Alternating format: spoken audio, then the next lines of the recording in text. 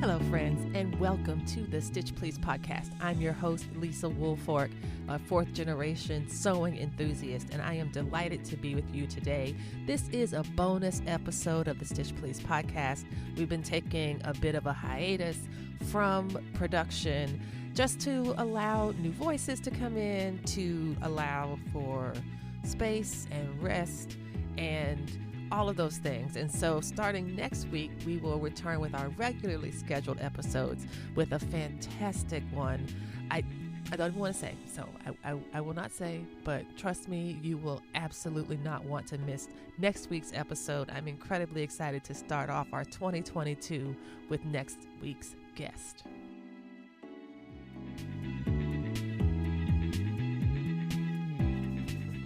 For this week, we're going to talk about Word of the Year. And that is something that I started doing. I know people have done it for quite some time, but I didn't start doing it, I think, really seriously, maybe until last year. So let's take a few minutes and talk about Word of the Year. And you can hear from a few community members and their Word of the Year. And then we'll close with a few notes on my comforter coat. I'm making a coat from a Marimekko comforter that I purchased from Overstock.com, and I made a coat out of it, and I'm really excited about that too. So let's get started with our Word of the Year conversation. I am really excited about the Word of the Year this year. I had a really great one last year that really was very fortifying. The word came to me based on some reading that I had done. I read a book by Octavia Rahim, Raheem, first name Octavia, like Octavia Butler. And the name of this book is called Gather, Gather.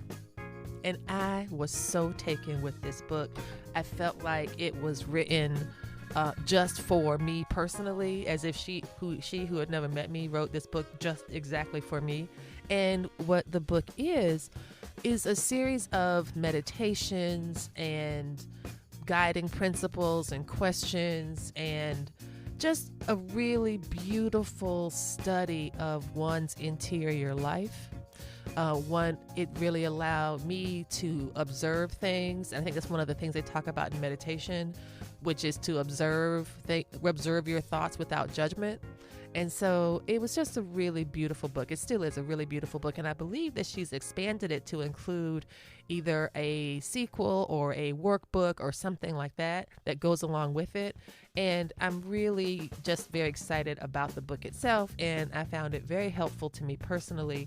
And last year, it made such an impression on me that the word gather became my Word of the Year. Now for 2022,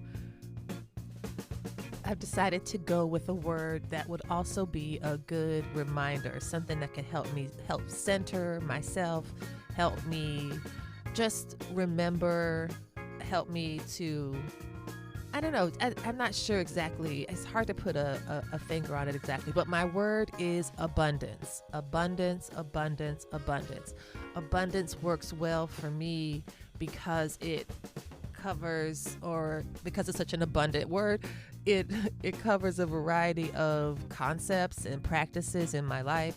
So abundance is linked to Christianity and the New Testament especially. So that's something that's important to me. It relates to a very useful and important critique of capitalism, because capitalism relies on scarcity. And if there is abundance, and if you believe that there is abundance, then there is no scarcity. And also abundance is helpful for me as a reminder of my possibility, the things that I am limitless. As to quote Beyonce in Homecoming, that I am limitless, that all of these things are available in abundance, goodness, joy, love, all of these things. There's plenty. There's absolutely plenty. Also, since I really do believe and hope to practice as an ideal community over competition, competition is a scarcity mindset, that it's only one person who can do the one thing. And if you're not number one, then you're second place or whatever, and that's meant to be bad. That's not true. That doesn't operate when there is abundance, and if with an abundance mindset and an abundance philosophy. And so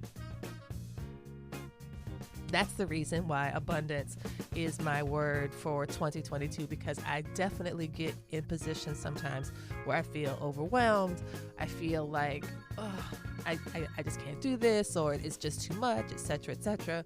And to rely on, to kind of pull back, to step back, and to look around and say, I have what I need. I have abundance. There is abundance. I don't have to hurry and rush to get this thing before it vanishes. All of that, the rush, the hurry, is something that is not necessary when there is abundance. And so that's just a concept that is really, I'm really excited to practice and remind myself of, and hopefully I can hold on to it when things kind of get rough. I also think about the show Pose, which I really love the show Pose, and Electra's house is the house of abundance. And I don't want to give any spoilers or anything of the sort, but Electra has been a character throughout the series who has had an abundance mindset and abundant practices and belief systems when she had nothing at all. She had herself, and that was the key to the abundance. And I think that's true for all of us. So that's why abundance is my word of the year. And now we'll hear from some community members.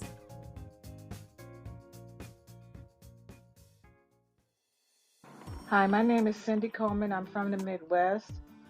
My word for 2022 is courage.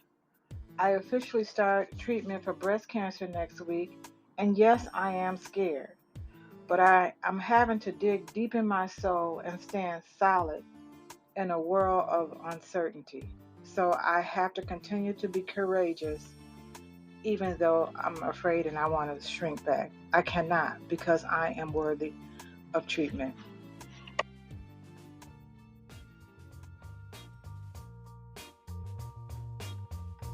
Hey Lisa, it's me, Tishea, Miss Twisted and Turned. Hey, I figured out my flooper goober.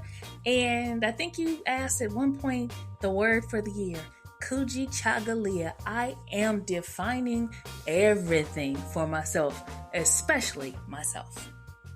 It's so good to see your puff coat. I can't wait to see it get done. I imagine doing it. I'm never going to do it. But thank you for doing it. Bye. Thank you so much, Cyndi and Tishea, for sharing your word of the year for 2022 with us. We are grateful to learn about your commitments to courage and Kujichagulia in the 2022 year, and stand with you as you do so. After a short break, we'll talk a little bit more about that comforter coat. Stay tuned. Hey friends, hey. What are you doing on Thursday around 3 p.m. or so? You got 30 minutes to hang out with Black Women Stitch? You got 60? If so, come through for 30-minute Thursdays. Thursdays, 3 p.m. Eastern Standard Time. You can chill with Black Women Stitch on Instagram Live, or talk with us through the two-way audio on Clubhouse at 3:30 p.m. Eastern Standard Time. That's Thursdays for 30 minutes. Come hang out, chill, and have fun with us. See you Thursday.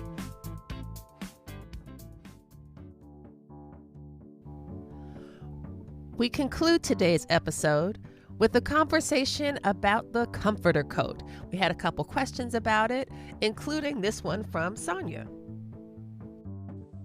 Hey Lisa, it's Sonja. I'm wondering if you could tell us about how you sourced your down. That seems like a major part of this amazing quilt. I'm not saying I could replicate it because I don't think I could, but I have no idea where I would get down, and I would love it if you would share that if you're up for it. Thanks, bye. Well, it turns out, y'all, that I am up for it. And of course, y'all already know that I can talk the ears off corn, but I will not do that. I will answer this question with a very simple answer of how I sourced that down. Birds, yes, obviously, but also Adrian, my friend Adrienne.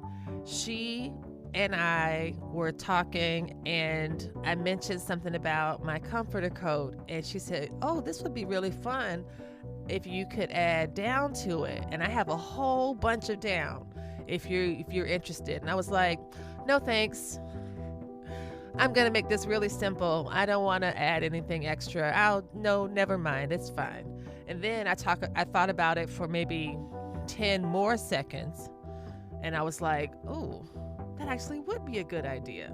And not only did Adrienne give me the down, her husband said, oh, you can make tubes and then put the down in the tubes and then do the stitching and cutting, which I tell you, shout out to Rob as well as Adrienne, because that idea saved my bacon. Because trust me when I say I would have had 27 individual index card size pillows and stuffing each and every single one, and it would have taken way longer than it did.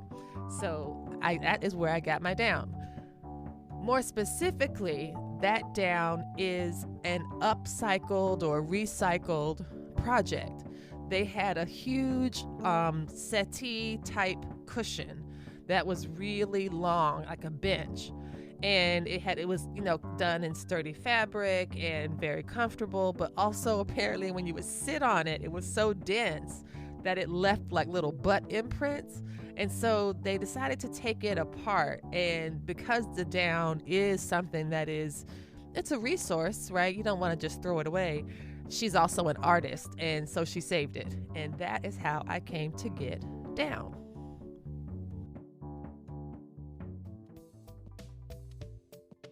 Thanks again for listening to the Stitch Please podcast. Come back next week and we'll help you get your stitch together.